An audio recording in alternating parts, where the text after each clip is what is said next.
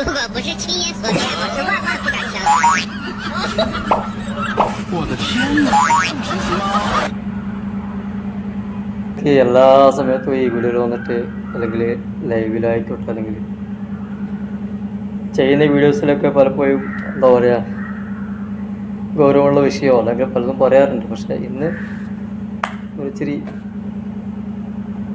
തമാശ രൂപത്തിലുള്ള കാര്യം പറയാമെന്ന് വെച്ച് ആ ചെറിയ കുഞ്ഞെ ഞാനത് കണ്ടപ്പോൾ എനിക്ക് ഓർമ്മ വന്നത് കണ്ടില്ലേ, ആ പശുവോ എന്തോ കുതിരയോ എന്തോ ആണ് അതിനോട് ഇങ്ങനെ കളിപ്പിക്കുമ്പോൾ അത് ആ ചവിട്ട് നമ്മൾ കുറച്ച് മുതിർന്ന ആൾക്കാരാണെങ്കിൽ ചവിട്ടുമ്പോൾ നല്ല ഓക്കിൽ ചവിട്ട് വരും. പക്ഷെ ആ കുട്ടിയെ അത് മെല്ലെ തോയ്ക്കുകയാണ്. ഇടയിൽ കമൻറ്റും കണ്ടു നമ്മൾ. രസകരമായിട്ടുള്ളൊരു എന്തോ റീലിനായിട്ടും വേണ്ടി ചെയ്തിരിക്കാം. പക്ഷേ ഞാൻ ആലോചിച്ചത് പലപ്പോഴും അതല്ല, ആ കുഞ്ഞിനോടുള്ളൊരു കരുതൽ സ്നേഹം ആ മിണ്ടാപ്രാണിക്കുണ്ട്. കണ്ടില്ലേ? പിന്നെ ഈ വിഷയത്തിലേക്ക് വരാം. ആ മിണ്ടാപ്രാണിയുടെ വകതിരി പോലും ഇല്ലാത്ത ചില മനുഷ്യന്മാരെ നമ്മൾ കൊടുത്തിട്ടുണ്ട് അല്ലേ? എത്ര കുഞ്ഞുങ്ങളെയാണ് ബലാത്കാരം ചെയ്ത് കൊന്നു കളയുന്നത്. ഇത് കണ്ടപ്പോൾ അത് സംഗതി തമാശയിലൂടെയെങ്കിലും അതിൽ ആ ഒരു ഇത് കണ്ടപ്പോൾ വലിയൊരു മെസ്സേജ്, വലിയൊരു പാഠം ഉൾക്കൊള്ളാണ്.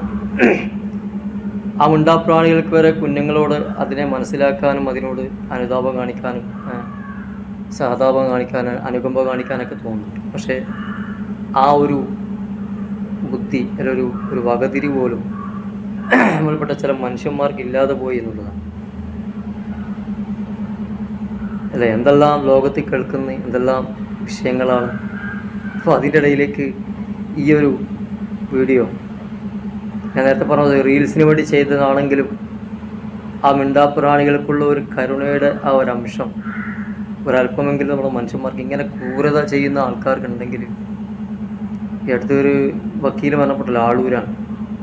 ആ മനുഷ്യൻ്റെ മരണത്തിൽ സന്തോഷിച്ചൊരു പാട്ടുണ്ട്, അയാൾക്ക് കിട്ടേണ്ടതെന്ന് പറഞ്ഞു. സത്യത്തിൽ ഞാൻ വലിയ യോജിപ്പുള്ള ആളൊന്നുമല്ല, അയാളെ പണിയെടുത്തെന്ന് മാത്രമേ ഉള്ളൂ. എന്തായാലും ഇരിക്കട്ടെ. ഒരു മൃഗീയപരമായിട്ടുള്ള രീതി, മൃഗീയമെന്ന് പറയാൻ പറ്റില്ല, കാരണം മൃഗങ്ങളിലും കരുണയുണ്ട്.